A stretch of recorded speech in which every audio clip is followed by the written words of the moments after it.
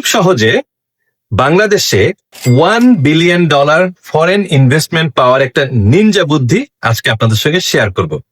আশা করি বাংলাদেশের বিনিয়োগ তদারককারী প্রতিষ্ঠান বিডা বা বাংলাদেশ সরকারের সঙ্গে যারা জড়িত তারা এই ভিডিও দেখে বাস্তবায়ন করতে পারবেন এবং বাংলাদেশ খুব সহজেই $1 বিলিয়ন ফরেন ইনভেস্টমেন্ট পেয়ে যাবেন। এখন আপনারা বলতে পারেন যে ভাই $1 বিলিয়ন তো আসলে অত বেশি টাকা না, আমরা তো আরো বেশি চাই। বেশি চাইলে চেষ্টা করেন, কোনো সমস্যা নাই, কিন্তু $1 বিলিয়ন তো একেবারে কমও না, তাই না? $1 বিলিয়ন যদি বাংলাদেশে ফরেন ইনভেস্টমেন্ট আসে, খারাপ কি?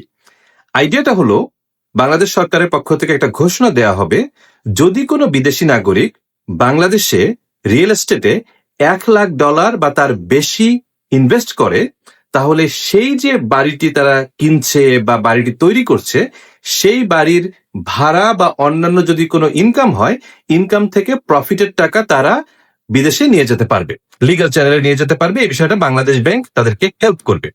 এই ঘোষণাটা দিলে যেটা হবে, যারা প্রবাসী আছেন, প্রবাসীরা কিন্তু এমনিতেই বাংলাদেশে বাড়ি করে এবং এই টাকাগুলি সাধারণত তারা ব্যক্তিগত চ্যানেলে হুন্ডি করে নিয়ে যায়, নিয়ে গিয়ে তারা বাড়ি করে।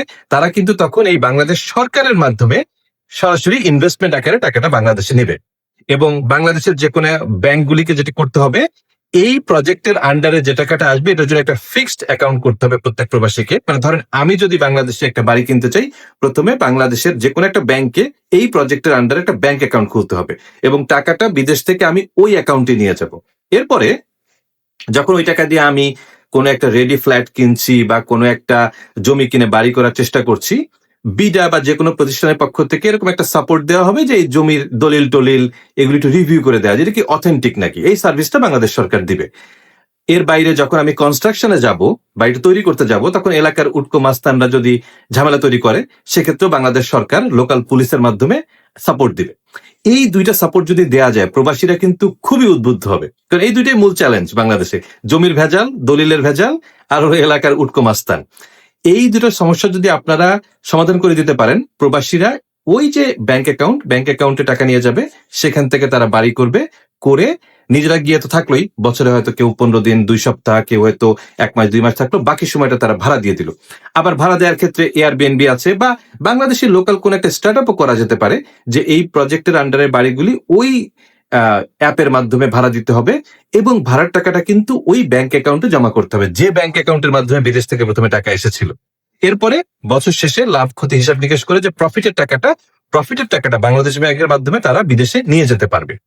এটি খুবই লুক্রেটিভ একটা অফার হবে প্রবাসীদের জন্য, আর বাংলাদেশের জন্য তো ভালোই, কারণ এই টাকাগুলি লিগ্যাল চ্যানেলে বাংলাদেশে যাচ্ছে।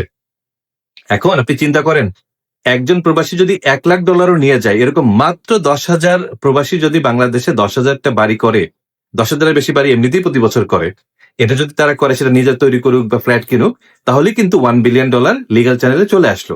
শুধু তাই না, এই যে প্রবাসীরা লিগ্যাল চ্যানেলে ইনভেস্ট করে প্রফিটের টাকা বিদেশে নিয়ে যেতে পারছে, এটা কিন্তু বাংলাদেশে যে একটা ইন্টারন্যাশনাল লেভেলের ফরেন ইনভেস্টমেন্টের এনভায়রনমেন্ট আছে সেটাকে প্রমাণ করবে।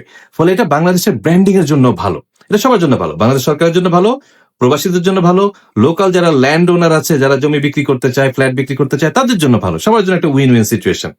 আশা করি বুদ্ধিটা আপনাদের ভালো লেগেছে। এরকম আরো কিছু বুদ্ধি আমি এই চ্যানেলে শেয়ার করব।